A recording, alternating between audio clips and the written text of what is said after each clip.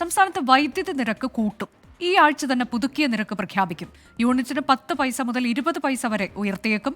നിരക്ക് വർദ്ധിപ്പിക്കാതെ മറ്റു മാർഗങ്ങളില്ലെന്ന് മന്ത്രി കെ കൃഷ്ണൻകുട്ടി പറഞ്ഞു. യൂണിറ്റിന് ശരാശരി 34 പൈസയെങ്കിലും കൂട്ടണമെന്നാണ് KSEB ആവശ്യപ്പെട്ടിട്ടുള്ളത്.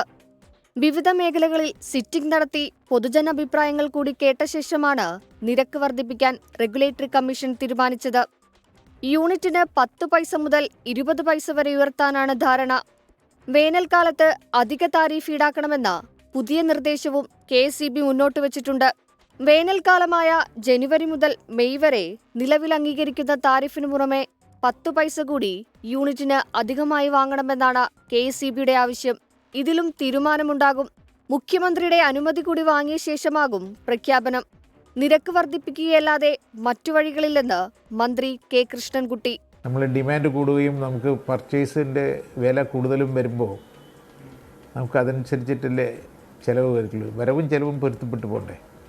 ഉത്തരവ് പുറപ്പെടുവിച്ചാൽ അതിനനുസരിച്ചിട്ട് പിന്നെ ഗവൺമെൻറ് അതിൽ ഇടപെടാനുള്ള അധികാരമുണ്ട്.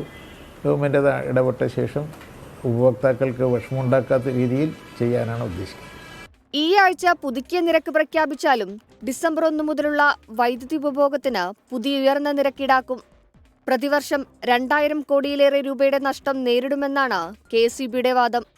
24 തിരുവനന്തപുരം.